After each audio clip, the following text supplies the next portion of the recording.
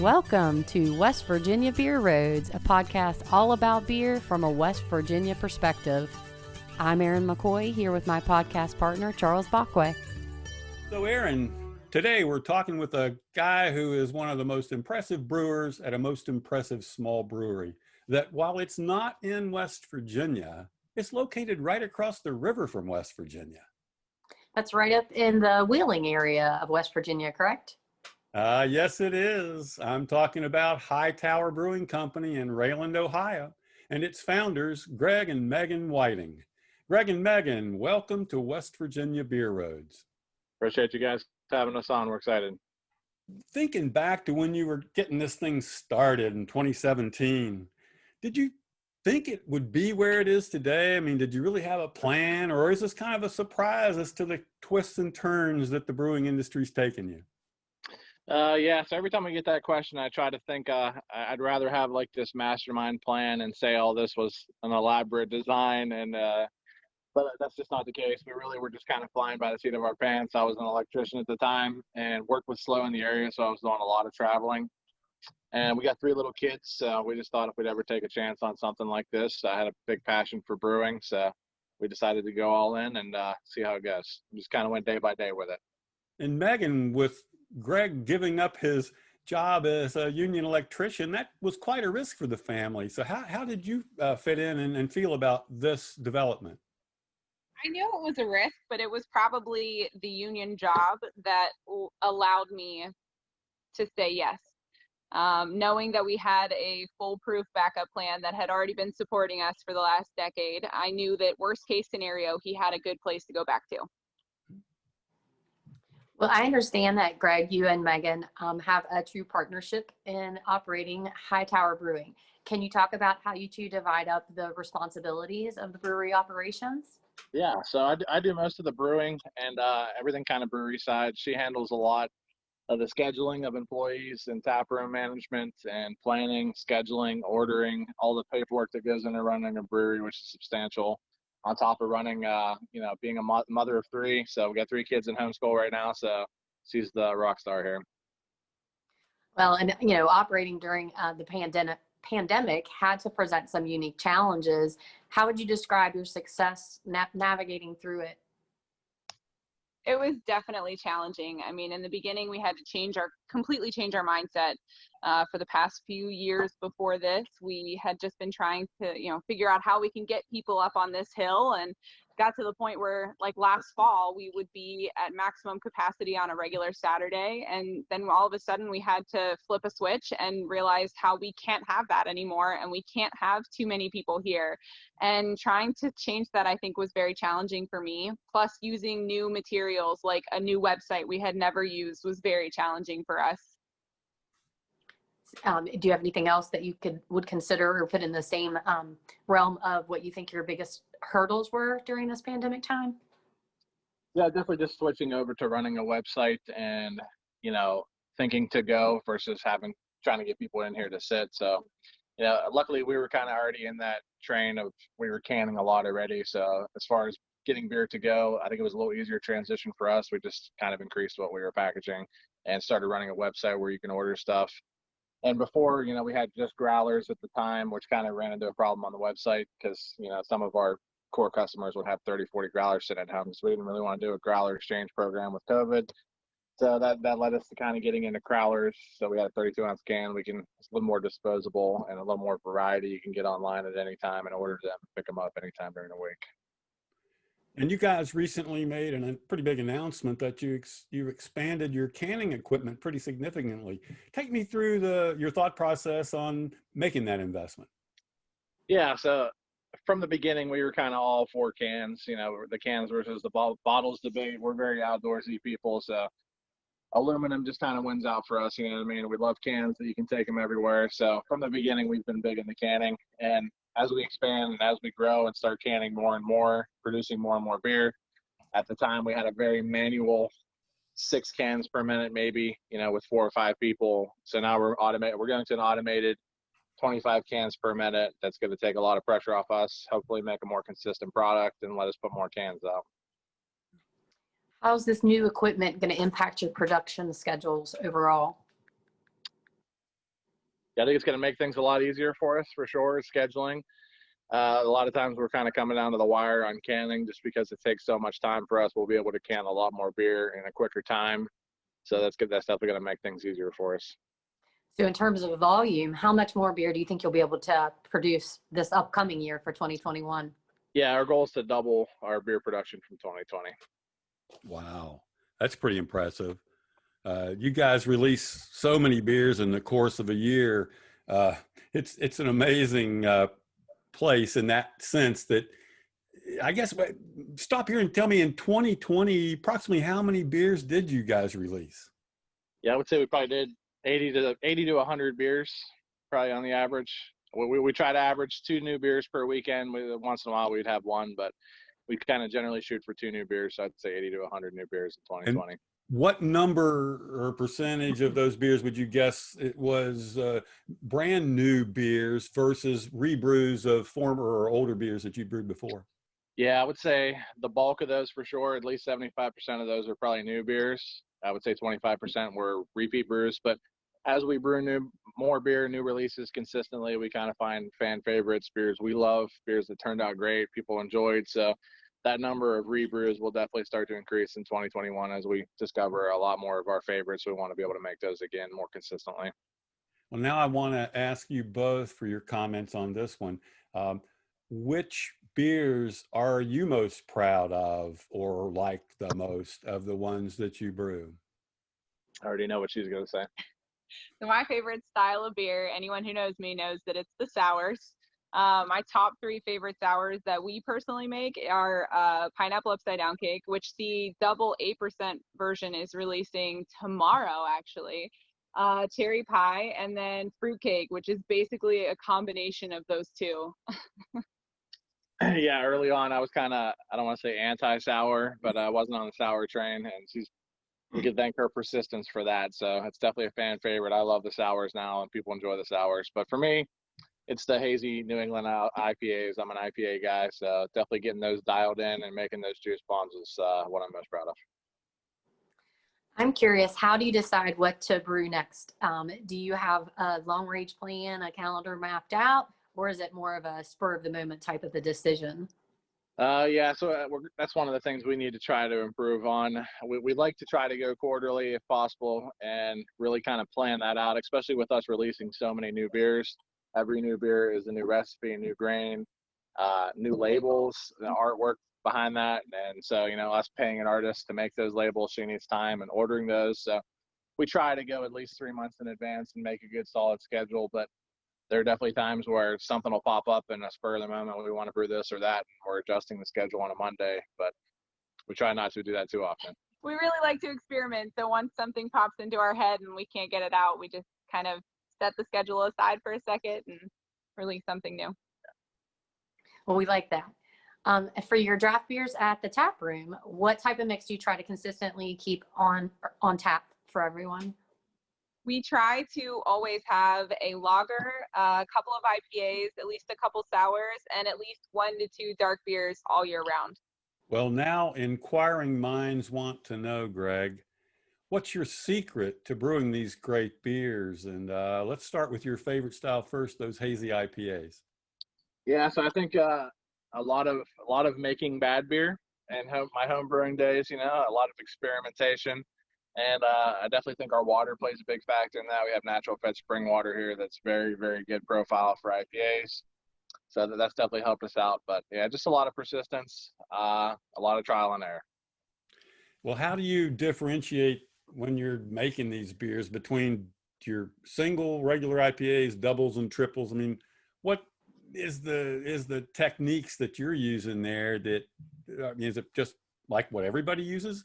I don't think so, because your beers don't taste just like everybody else's. Yeah, so I think we generally kind of stick to double IPAs as our base range, that 8 to 8.5%, and throw in some sessions now and then, singles and the occasional triple. But yeah, I think our grain bill is probably a little bit different than what most people use. We use a lot of adjuncts, a lot of flaked oats, flaked wheat, and kind of a specific yeast combination for our IPAs.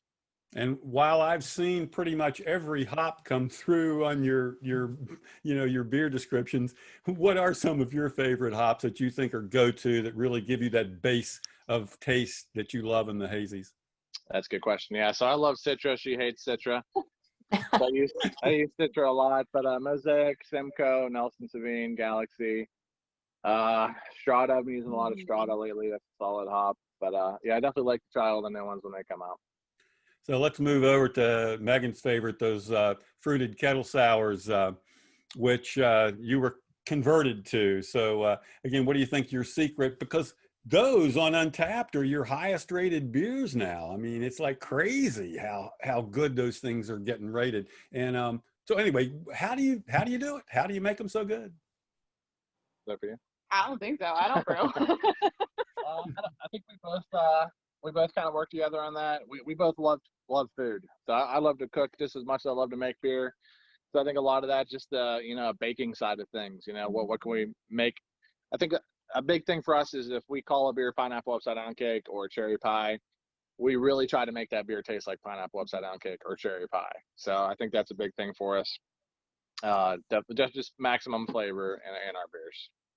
And before we leave the all the varieties of beer here, I'm curious too, how do you come up with some of these beer names? That's got to be a challenge with 80 new beers a year or whatever coming up.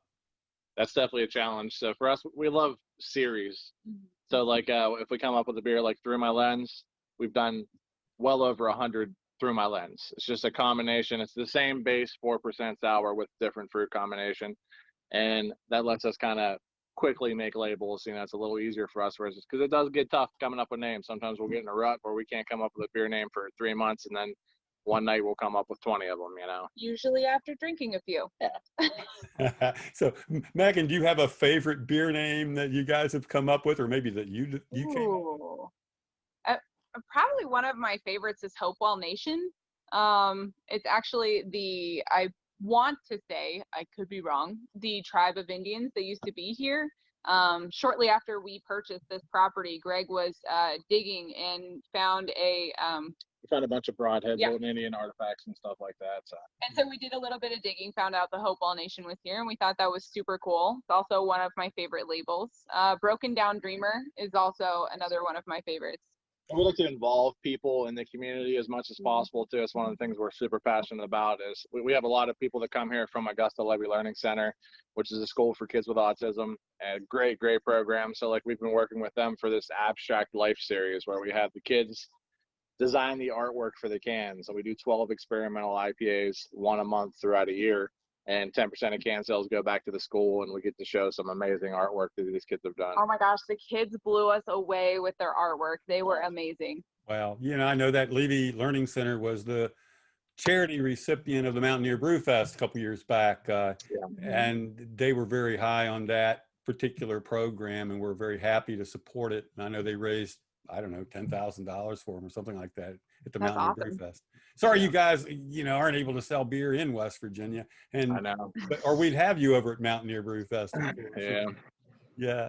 It's a shame where we're located in the state, and being able to see West Virginia and knowing so many great small business owners in West Virginia, we'd love to be able to distribute, but maybe that's something that'll happen on the road, but right now it just doesn't really make sense for us.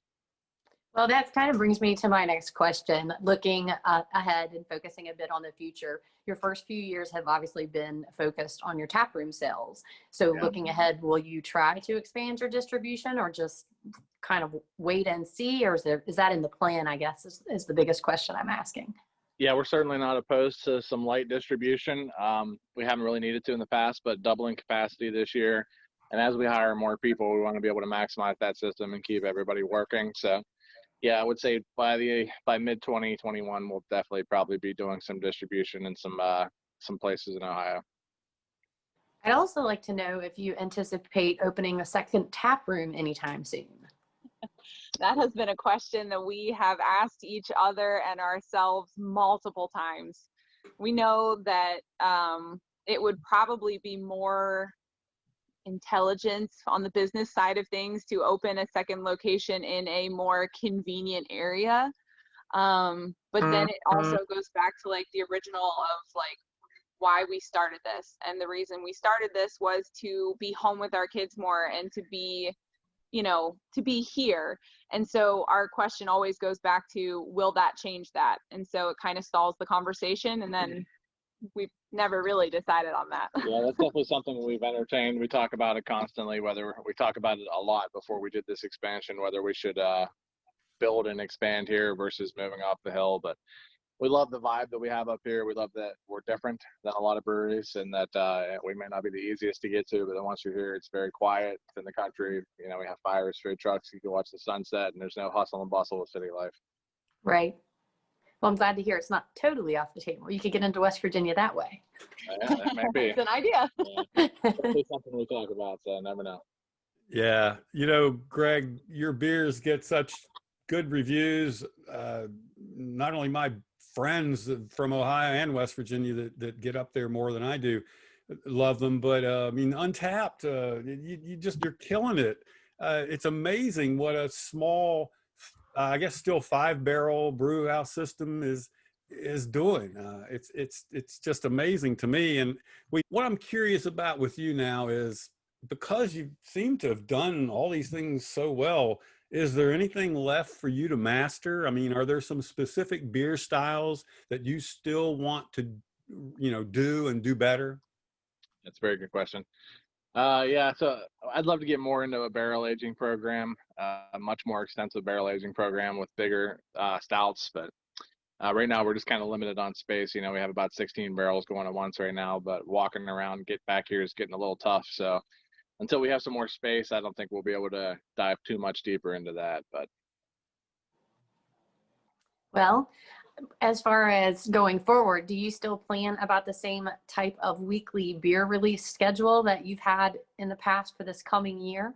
yeah, absolutely. So we got the first 3 to 4 months worked out for this year, and we're already starting to work on our 4-year anniversary plans in May. So being that we're on this 10-barrel brew house, doubling capacity next year, that's certainly going to mean a little bit less releases just because of the more quantity of beer. We got a little bit less fermenters; they're just much larger. But yeah, we definitely want to continue at least a 1 new beer release a week if possible. If you could, tell me about how you have an online ordering system now for your beer releases. Okay, so usually the night before we put on whatever's coming out the next day. Usually right after we close, we put the beer on the website, and you're able to order your limit of 4 packs and know that they're going to be here when you come and pick them up. And so you can pay for them like with credit card ahead of time? Absolutely. You can even select curbside pickup as an option, and then you give us a call when you're here and we'll bring it out to your vehicle for you. Fantastic. That's very convenient. Yeah. Yes. I think people that don't know you and don't know the brewery firsthand would be curious as to hear you tell the story about how the brewery got its name.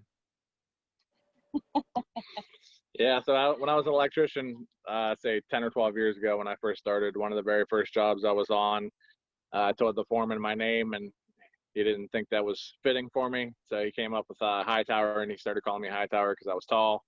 So it just kind of stuck, and a lot of people just kind of called me that. And I think there's a good bit of people that I know that still don't even know my real name. So it's kind of fitting when we kind of come up with a brewery. Plus, we live on top of a hill here. There's big cell towers across the way. A lot of people think that's it. So it just kind of worked out. Yeah, so I think, aren't you about 6'7", something like that? Yeah. Definitely. I'm shrinking the older I get, but yeah, around there. You are the Hightower. Well, that's cool, because I don't think everybody knows it's not just because you're up on top of a hill that you're a Hightower. It's Greg Whiting's nickname, that's pretty cool. Yep. You guys were really early on in one sense to the New England IPA style. You kind of got into that pretty soon after you opened, I think. Definitely. What told you that was the way to go? And it certainly worked out well for you. Yeah, so I was big into West Coast IPAs when we first opened, and I still love them. But I knew some people in the New England kind of region and started trading some beer with some people up there, and had some of the infamous beer, not infamous, but some of the original beers from up in that area, Vermont and Heady Topper and stuff like that. And I just kind of fell in love with that style, and I thought that was unique and different and much more approachable and drinkable. And it just fit my palate. So I loved it and kind of dove in on making it my own, and and going from there. Hey, and again, we're talking with Greg and Megan Whiting of Hightower Brewing Company in Rayland, Ohio. Aaron, do you have anything else you'd like to cover today? I think we've covered a good list of questions. I like that you stick with your hazy IPAs. That's definitely one of my favorite styles, but I really like sours too, so I won't pick a side. Yeah, those are. Throw some sour IPAs in there every now and then too. Yeah, well, and you've done the stouts. You've even had the barrel-aged stouts. I know you said you'd like to do more of those, but you had a good barrel-aged stout the last time I was there. I forget the name of, but it was good. Yeah. Yeah. So, before we close this out, one thing came to me of the percentage of beers that you do draft versus cans, and I think with the cans new system, that can percentage is going to go up even higher, probably. Yeah, so I think we probably can, and we'll continue to can at least 75% of each batch we do. That's kind of just been our motto from the beginning. Once we get into crowlers now, we'll do a little bit more draft on some beers, especially repeat beers, but all new beers, we try to can 75% of the batch at least, just to get a couple half barrels on tap for people, and we enjoy the cans. So. And some of your beer does still get distributed to some local bars or restaurants. Is that not correct? We haven't been able to distribute in probably the past 10 to 12 months at all. Oh, okay. Yeah, we kind of had to pull out of some places, especially. I'd say once the pandemic hit, a lot of our keg sales and keg distribution unfortunately had to stop because most of the places weren't allowed to serve from their taps, or they didn't have the capability of making it to go. So a lot of our keg distribution stopped once the pandemic started. Yeah, that's true. Keg business. Back into some distro in 2021, I think we might want to branch out a little bit and hit some of the bigger places, like get our beer out into Columbus, so where there's a lot of people that maybe haven't had Hightower yet. So. One of the hot topics of beer today too is local and local ingredients. Or is that something that you guys have had a chance to play around with, some incorporating any local ingredients in your beers? Yeah, we try to use as much local stuff as possible. I mean, my father's actually has honeybees, so we use local honey all the time from him. And another friend of ours and customer does maple syrup. He makes his own maple syrup, so we use a lot of that syrup. And we try to use local as much as possible. Yeah, and I heard you say you use I think a local artist for your label work. Talk about that relationship a little. Yeah, her name's Abby Wilson. She's a local art teacher, right? Yeah, I think so. Yeah, she does a phenomenal job for us, and she's very patient because we really don't usually know what we want. So we throw an idea at her, and then she comes back at us, and it's always amazing. Yeah, we keep her busy with labels. She's usually 10 to 15 deep on working. I'm sure she loves every second of it too. Yeah, she enjoys it. Well, I love what you're doing, and I think obviously the market loves what you're doing, and all of your West Virginia fans, especially those up in the Northern Panhandle, love going over and picking up your beers at releases, or and I think once we get through this pandemic, getting back and sitting in that tap room too and enjoying it's a great experience, and appreciate no problem. Yeah, we're hoping in 2021 to continue to improve on the experience up here too. We'd like to get a little more shelter in our outdoor area, and maybe a little bit more seating in some spaces. We'll continue to work on some stuff like that this year. Well, we'll be watching for it. I know you do a great job on Facebook, social media. People that want to know more about Hightower, just get on your Facebook page and you'll see all the releases, everything new and what's going on. Yep. We're constantly creating events for every release we have, so people can know ahead of time what's coming up. Are you all exclusively on Facebook, or do you have Instagram and Twitter as well? Yeah, we have Instagram too. We're actually probably a little more active on Instagram. So if you have Instagram, definitely follow us on there. And you said your 4th anniversary, that's coming up, what, in May or? Yeah, 3rd weekend in May, I think. Any other events that you guys plan maybe later in next year? Well, not later, but earlier is one of my favorite things. So we started it last year, and we plan to do it every year. We call it the Sour Bowl. So the first weekend in February, we release 4 brand new sours and kind of put them up against each other as a little competition to see what's everybody's favorite. it was a really fun day last year, and I'm hoping it can be a really fun day this year too. Sounds great. We'll be looking forward to it. Megan, Greg, thanks again for joining us on West Virginia Beer Roads this day. And Aaron, thank you for your help and questions. And I think we've come to the end, and looking forward to getting up there to Hightower before long. Let's hope. Absolutely. Fingers Well, crossed. we appreciate it. Thank you. This brings us to the close of another podcast. Remember, you can subscribe on Apple, Spotify, or your favorite podcast host. Thank you for listening to West Virginia Beer Roads. West Virginia Beer Roads is a production of BrilliantStream.com.